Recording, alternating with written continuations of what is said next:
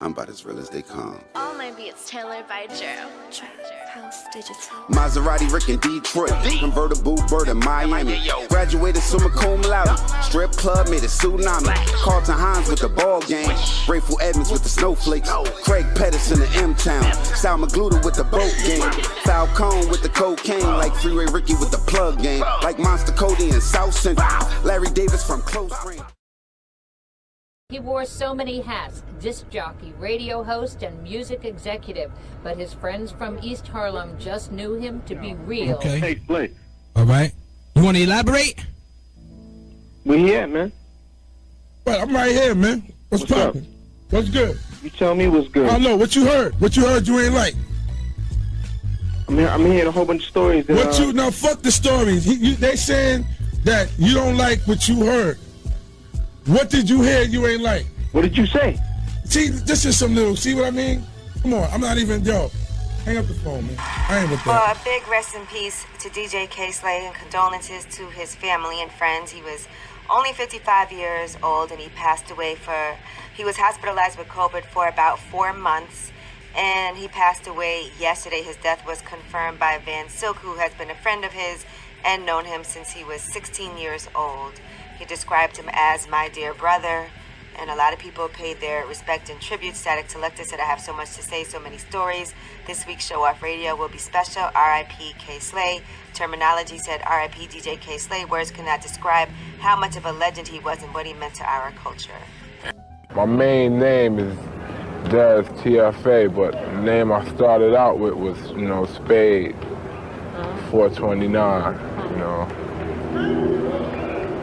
After a while, you get tired of writing the same name, you want to expand it, So I wanted like a nice small name that I could get up everywhere and do it quick without getting grabs. I came up with Dez, I like D, the E, from Spade, and I wanted a letter nobody else hardly uses, so I took the Z. I put Dez, and after Dez, I started, adding on other pieces to my name, like Desi Dez, Disaster, like that, that's how graffiti goes.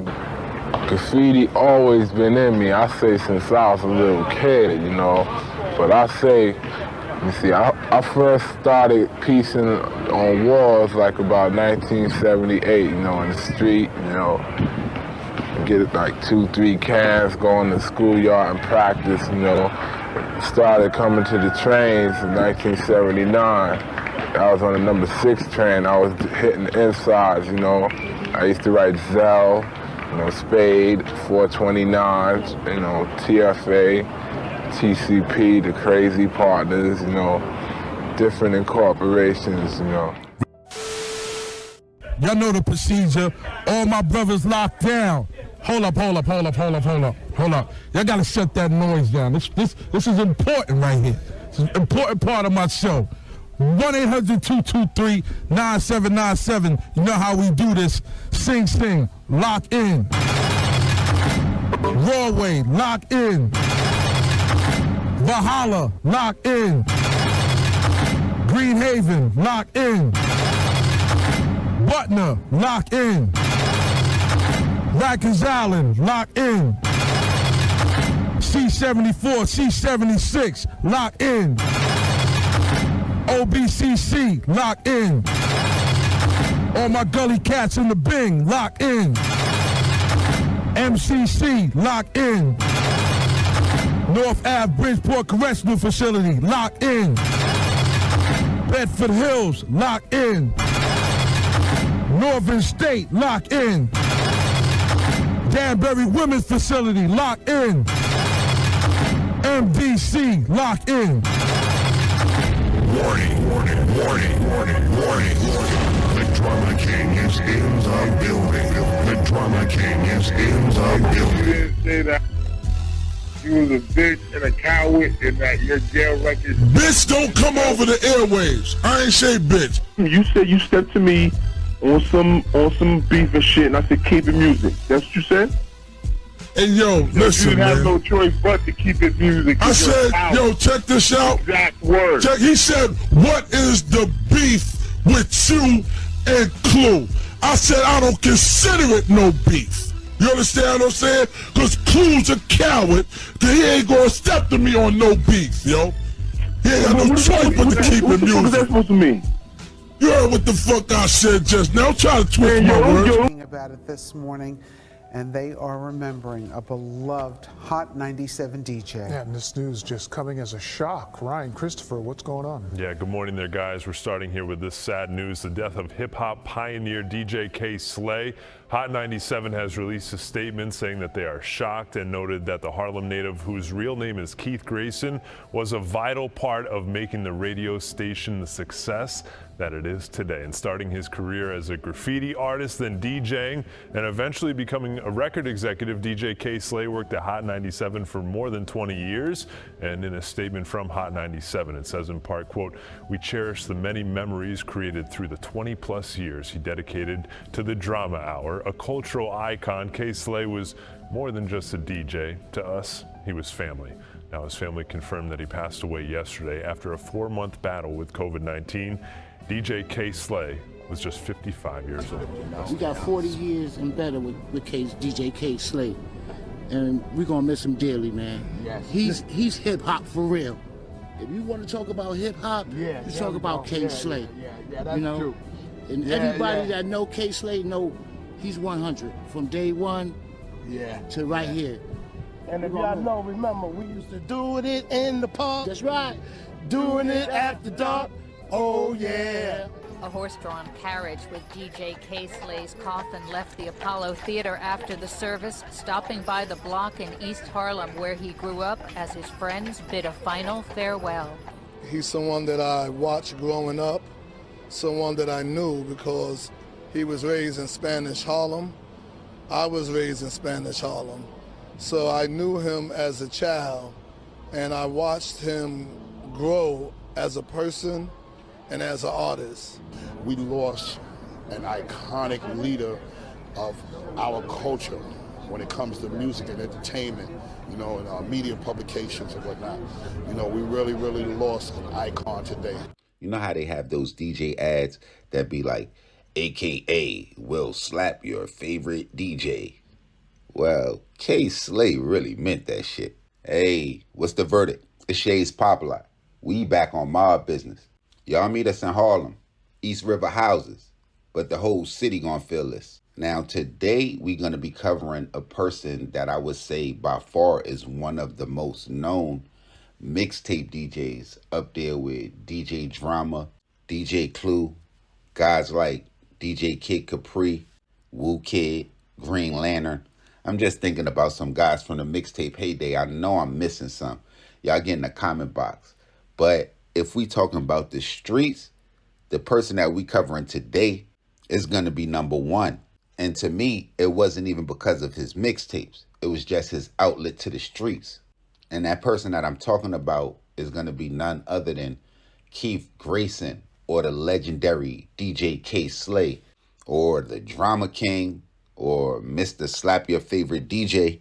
And if we talking way back in the days, you can call him Dez. Now, for some of those that ask why I might cover somebody like K. Slay, one, I don't feel right operating a channel having anything to do with the streets without covering guys like K. Slay with the streets and hip-hop being so tied together. But even more than that, I seen that shit with my own eyes, not on the internet or even before the internet. So if it's anybody that's tuned into this frequency that knew Slay, y'all get in the comment box and let them know that he was definitely more than a mixtape DJ. Now, before anybody knew K. Slay or heard any of his tapes, he was one of New York City's most iconic graffiti artists. Now, if anybody has ever been, remember, or seen anything about New York City in the 1980s, just as much as it was littered with crime, with some people even calling it a cesspool, the city was almost painted in graffiti. And I'm not sure when the art of graffiti really came up, but K. Slay was so big in the game where he was prominently featured on a hip-hop documentary titled Style Wars that was released in 1983 that covered the graffiti faction of hip-hop. And that will only be the start of his legendary career. But with the downfall and the decline of graffiti in the late 1980s, we see the rise of narcotics in the beginning stages of the crack era. And with K. Slade being from Harlem, a haven for hustlers, knowing a lot of the niggas that was shaking and moving in the city at that time, he would find himself right in the middle of it. And like a lot of people playing that game at that time, he would run into some legal troubles in the late 1980s that would force him to sit down till about 1990. Now, with hip-hop being in its infancy stages when he was doing graffiti back in 1983, the shit had multiplied to a whole business by the time he came home in 1990. And I can't say if it was right exactly then because I was just graduating elementary, but it wouldn't be too long after that where I would not only hear about, but I would actually have my first run-in with K. Slay. Now, it was right around that time in New York City, like 1990. And if any real hip-hop heads know that was around, it would be like underground radio stations. Like past, this was WBLS and Kiss FM were the main stations in New York at that time.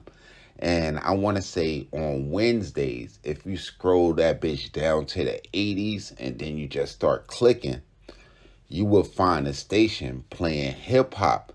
And it was it was the first place that I actually heard Wu-Tang. It was the first place that I actually heard Nas. It was the first place that I actually heard Biggie.